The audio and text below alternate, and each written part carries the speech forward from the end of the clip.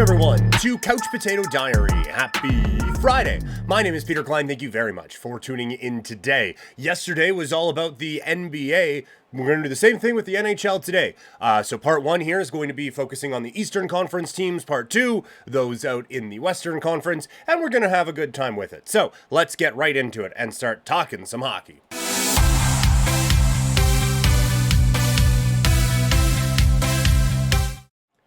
We begin with the Boston Bruins. For the Bruins, they are a tricky team to kind of figure out because I don't like the contracts they handed out. I think Lindholm absolutely saved himself in this postseason, but I do think that we established that he's not a number one center.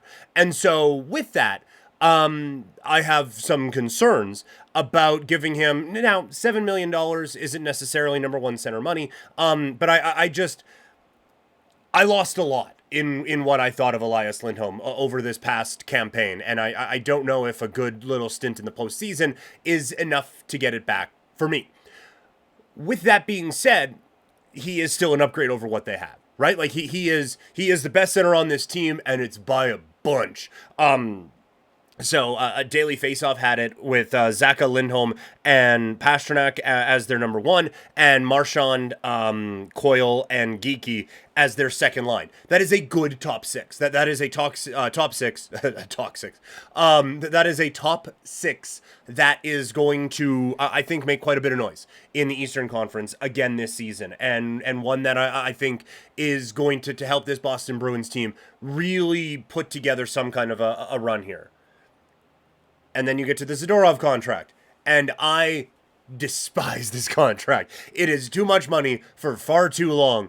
You are absolutely 100% paying for the absolute upside of Nikita Zadorov. And the thing is, he has shown he has an incredible upside.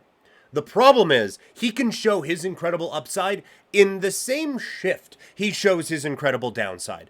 And so that's a problem to me. And that is not someone who I think I would be giving term to, or I would be giving large dollar amounts to. Like, he is a really, really good 5'6" defenseman. He is You have him as your forward, but then you're looking for another defenseman at the deadline, sort of a thing. Like, he can play a top two pairing role, but you don't want him to do it for that long, or in important games. And so again, to give him that kind of money concerns me. But then you look at how their defense stacks up, and again, it is Zadorov, McAvoy, Lindholm, Carlo, and then Lohrei and Peak, which is again a good blue line, and one that will help take you places. But again, I just feel like there's going to be a point when we get to the trade deadline where they are going to be looking for another defenseman. And so this is one of the tricky things, and has always been one of the tricky things of the salary cap era, is you went out and made your team better for this upcoming season. And for the Boston Bruins, that is all they give a darn about. But I think they are setting themselves up to be in absolute cap purgatory here very, very soon. Now, again, right now they don't care. They want to get back to competing for championships. But this is a team that I think maybe should have focused a little bit more on, you know what? Let's just be good for the next couple of seasons and see where we're at, instead of, well, we definitely need to know what Elias Lindholm looks like in his age 35 season. Same with Nikita Zadorov. I don't think long-term wise it is a wise move, and I think you could have got something, maybe not Lindholm, but something relatively similar without having to give out that kind of term or anything like that. The Buffalo Sabres have had a relatively quiet offseason until they get to the trade with the Edmonton Oilers, as they move on from Savoie to bring in McLeod. And this is a depth forward. We have seen that you can go very far in the playoffs with McLeod as a depth forward on your team, and so on and so forth. I think Savoie is a high-level prospect that a lot of people are actually quite excited about. And so to trade high-level prospect for depth, not good. Not what you want to be doing at all. And for Buffalo, like, I get that they've had a lot of high-end prospects, and it hasn't always worked out. And maybe I'm overvaluing Savoie here, but I don't get this at all from a Buffalo standpoint. They gave up an awful lot to bring in a nice depth piece. And I still feel like they are either a couple forwards being acquired away or a couple forwards stepping up away from being able to take that next step. And it's just that could have been used as a piece to go get something else instead of McLeod. It felt like a wild overpay for a team that still isn't like one depth piece away from really making that kind of noise. So this is the type of overpaying you get every year on players who go to the Stanley Cup final. Oh, well, this guy's part of a winning culture. He can bring that here. And it's like, well, yeah, but he was also the third liner there, and he's the third liner here. And we just gave up a lot for him. So I didn't like that from Buffalo. For Carolina, they lost a lot on their blue line. When you look at Pesce and Shea, and those guys heading out the door, I do think they've recovered better than I thought. Just watching everyone leave and then seeing the first couple days of free agency, it's like, man, you guys aren't doing a fucking thing.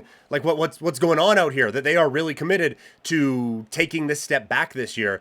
That concerns me a little bit. But then you look at the moves they make. That they bring in Walker, and now their top four on the blue line is still Slavin, Burns, Orlov, and Walker.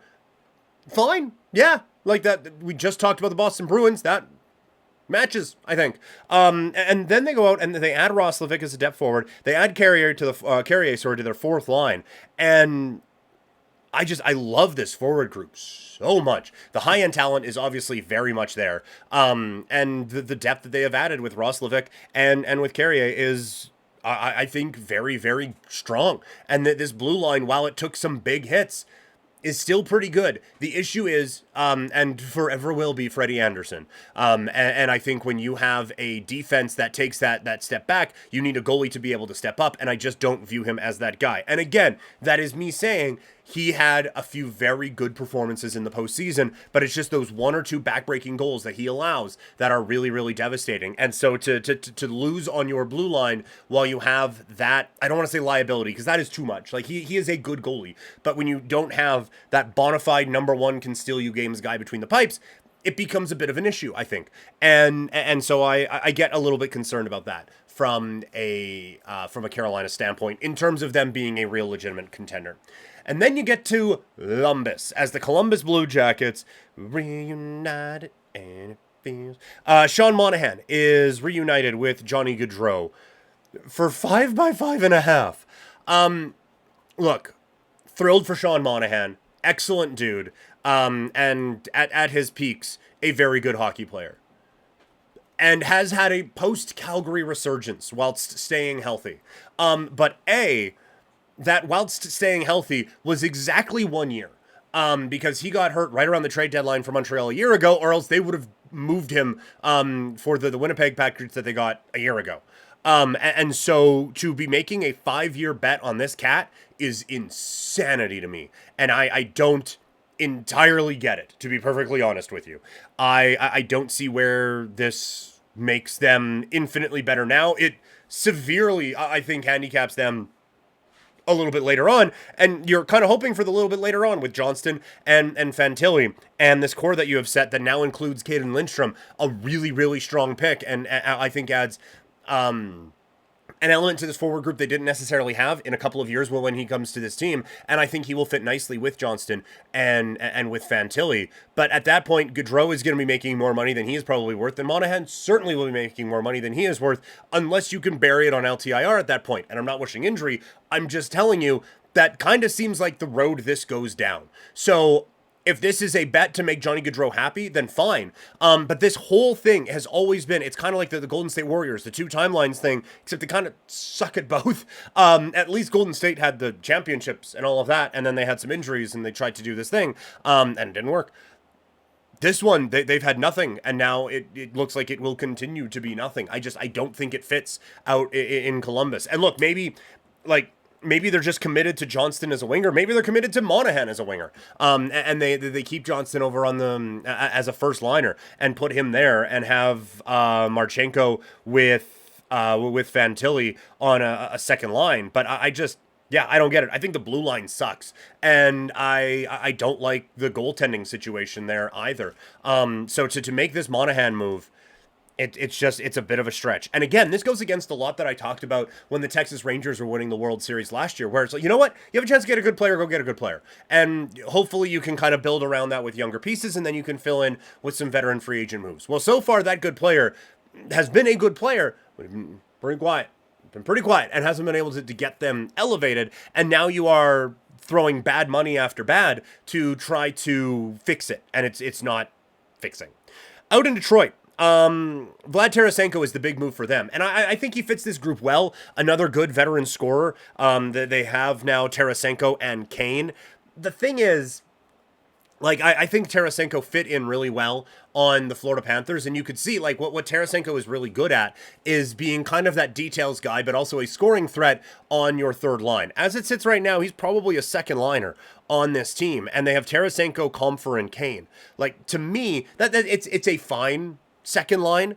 It's a really good third line. And so it feels like that top line of DeBrincat, Larkin, and Raymond, that's really good. That's really, really, really good. And maybe you can split that up. I think DeBrincat and Larkin are the pair.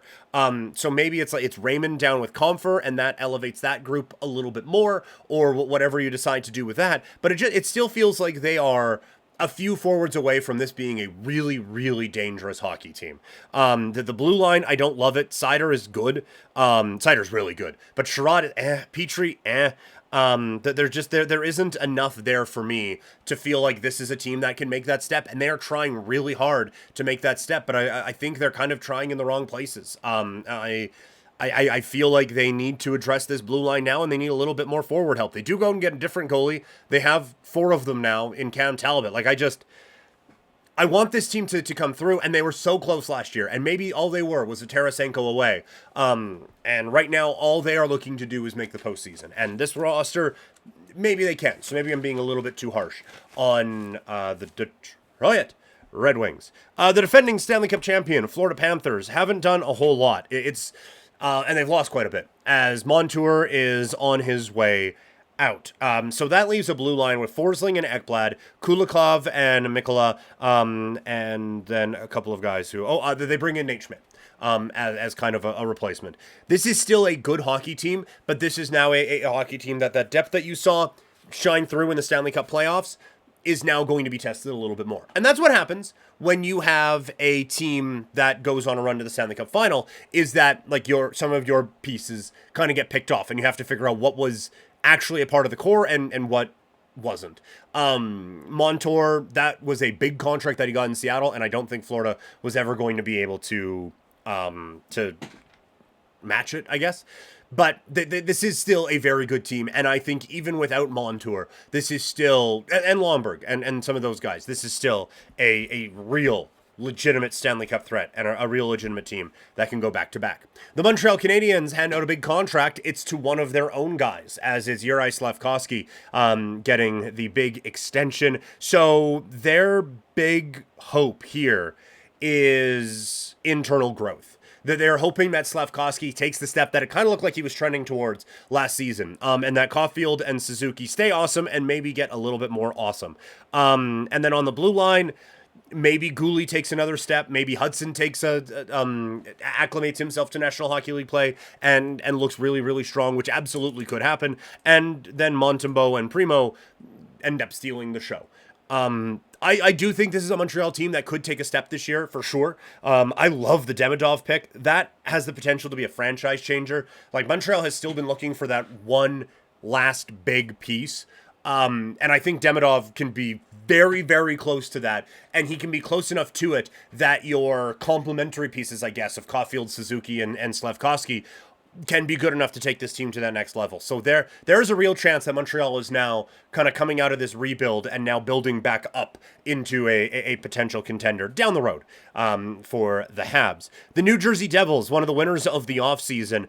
I had said last year that the Devils were a goalie away from being okay, this team's a playoff team and one that can make a run. And they were a goalie and a defenseman away from being able to be Stanley Cup contenders. Well, they got their goalie and they got their defenseman in Pesce and in Jacob Markstrom. They didn't have to overpay for Jacob Markstrom. They give Pesce a big contract, but top four on your blue line of Siegenthaler, Hamilton, Hughes, and Pesce is just gross. When you pair it with Palat, Heischer, Bratt, Meyer, Hughes, Mercer, they bring in Tatar as a depth option. Holla is someone who I've liked for a long time. Like, this is a very, very good hockey team. And they had another really good piece in the draft in Salayev, the defenseman, who I think is really, really interesting. And I admittedly didn't think he would be there at 10. I kind of thought that defensive cluster would happen earlier in the draft, but now you get one of the better defensemen coming back to them at 10 to kind of help continue to round this system out or give them a trade chip down the road. This is a really, really good hockey team. And the New Jersey Devils this offseason have turned themselves into Stanley Cup contenders. Legitimate Stanley Cup contenders here with one very good offseason. The New York Islanders have been doing what the New York Islanders do, and that is stay patient. They make a small move in bringing Anthony Duclair. He will be a top 6 forward for this team, and someone who brings a scoring touch that they don't necessarily have a ton of. This is still an hockey team. It's not one that impresses me a whole lot. I think the most intriguing thing about them right now, honestly, is getting Cole Eiserman at 20. He was someone who rode that roller coaster that a prospect rides, and then he was starting to really drop. And like we've talked about how this is an Islanders team that doesn't really have a ton of scoring pop. If this hits, this is a kid who has a ton of scoring pop and could be a really interesting factor for them down the road, and just something they don't really have a lot of. But they're like, I'm bored of them, but they're a good hockey team, right? Like, I like Horvat. Barzell is really, really fun. Palmieri's fine. Pajot exists. Dodson's really good on the blue line. Sorokin is fantastic between the pipes. Like, they're not going to excite you, and then you're gonna look up after the trade deadline. It's like, well, fucking Islanders, man. Here they go again. The New York Rangers. This was, to me anyway, a bit under the radar because it happened kind of after the frenzy, but while we were still doing other frenzy things. It was just it felt like it came in under the radar. And now looking at it, I love the Riley Smith move. I think this is maybe the most underrated move of free agency so far. What he can bring now in really rounding out that top 6 and not putting a ton of pressure on Kakko and allowing him to kind of keep developing in his third line role, and then bringing in Carrick as a fourth line center, it rounds out this forward group so incredibly well. I like this group so much, and we'll see what's going on. Like, there's a lot of drama around Trouba, but obviously you have Fox, one of the best defensemen in the league. You have Shesterkin at his best. He's the best goalie in the National Hockey League. This is a legitimate Stanley Cup contender, and that Riley Smith move, I think, needs to be taken really, really seriously by everyone around the National Hockey League. The Ottawa Senators haven't made moves to be taken seriously. They got absolutely steamrolled in the Jacob Chychrun trade. That they did not get close to appropriate value back for Jacob Chychrun, and that is, I think, a substantial loss for a team that couldn't afford to lose that amount of talent for nothing, and almost did anyway. Like, they get Jensen back, who can probably play with Shabbat on a second pairing. Sanderson and Zub as a first is fine. I still think there's quite a bit there in Bernard Docker. They do make a big move in getting Allmark, and goaltending has been the thing that they've needed help with for quite a while. But this still isn't a forward group that screams playoffs to me. Like, I still think Detroit is ahead of them in terms of that sort of a rebuild. They bring in Perron for veteran whatever the fuck, and he can score. But I feel like overall, in and out, they've lost more than they've gained, and they certainly weren't in that position. And the Akimchuk pick is going to be really looked at over the next 10, 15 years because there are some very talented defensemen who were drafted after him who were projected to be drafted ahead of him. So we'll see how the Calgary Hitmen defenseman ends up developing. The Philadelphia Flyers, their big move is Michkov is coming stateside. And if he is as excellent as everyone anticipates he will be, then this could be a bit of a home run and kind of the difference-making guy that they have needed for so very long. Konechny, Couturier, kind of on their last legs. Tippett has always kind of just been around it, but maybe not all the way there to get that national recognition. The blue line is fine. I love the Drysdale acquisition for them last season. And then you're hoping that one of the goalies hit, which is the perpetual want out in Philadelphia. But yeah, Michkov, like, hey, no pressure, kid. I know these are your first, 8 seconds in North America. Full time as someone who now lives here. But if you could just save this, heritage franchise, that'd be sweet. The Pittsburgh Penguins are up next, and they are a team that I get very frustrated with because they haven't done a gosh darn thing.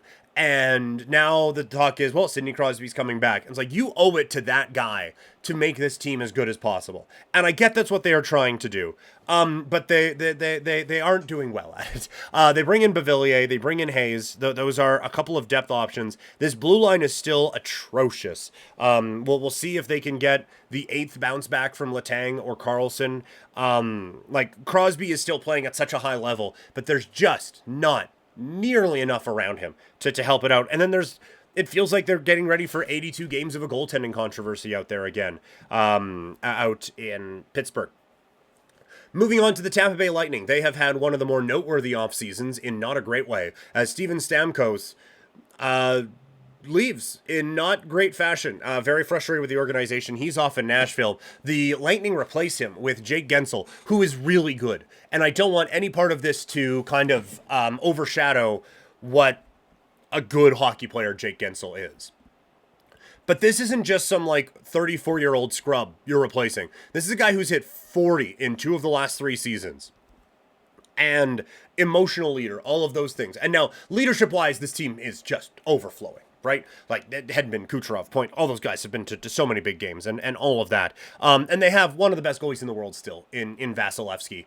But to lose Sergachev, to lose Stamkos, and to replace them with Gensel and McDonough, it keeps you maybe competitive longer, but I think it shrinks, if not closes, the Stanley Cup championship winning window, unless there's some step up here from someone that I am just absolutely not seeing. So again, this is still a good team, but this is not a title contending team, and there isn't a direct path to that if you are the Tampa Bay Lightning. The Toronto Maple Leafs are up next. Finally, some coverage on the Leafs. The big move hasn't been made yet, as there's been a lot of discussion about Mitch Marner. Sounds like he's starting the season anyway as a member of the Toronto Maple Leafs. We will see as it winds down, as he approaches his free agency. But they went out and they addressed the blue line with Tanev and with OEL.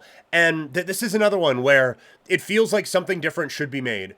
And I'm falling for it again, but on paper, this team is fantastic. Nyes was great last season, and getting another full year of National Hockey League play under his belt is going to be good. McMahon seems like there's something there. Put him with Tavares and Nylander, then Holmberg, Domi, and Yarncroc on a third line, and then your fourth line is whoever.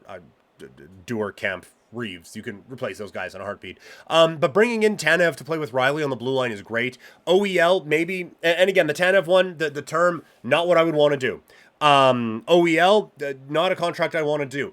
But again, better than what they had, makes them a better hockey team for this year. They need Liljegren to step up now. It has been long enough. He needs to be a guy who isn't just, oh, well, maybe. Well, you can't put him in this trade package. Well, you can't put him in that trade package. Well, you can't put him in this one. Well, now you're not going to be able, soon anyway, you're not going to be able to put him in them because no one is going to want him.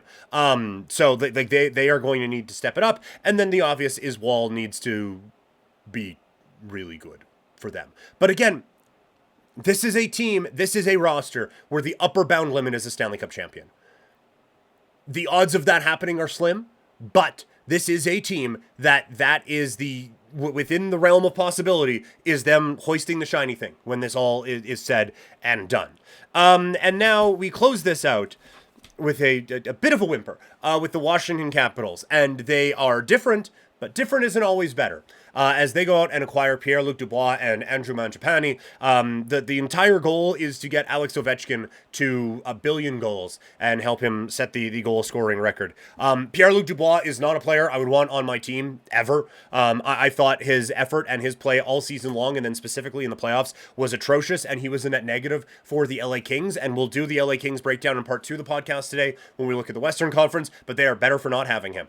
And That's not what I would want to be bringing onto my team when the tightrope that I'm walking to try to get into the playoffs is oh so thin. And Andrew Mangiapane at 5.8, 5.7, either way, 5 point something, is not the player that I think Washington thinks they are getting. He scored 30 goals once, and that was great. He's had a nose for the net in his entire career, but it just seems to kind of be gone now. And the only time he was really effective last year in Calgary was when he was with Backlund and Coleman, and everyone was effective with Backlund and Coleman last year. To me, Mangiapane is a fine scoring third-line player who is good with puck retrieval and can help out in your own end, but when you're relying on him as a second-line forward, it's just not going to be good enough, which I think will be the theme for the Washington Capitals this season. So there you go. About 25 minutes running through the entire NHL Eastern Conference. Thank you all so much for tuning in today. Make sure you subscribe. Make sure if you're watching, you like it. If you're listening, you review it. And I'll talk to you guys later. Follow me on social media at Primetime Klein. Part 2 coming up.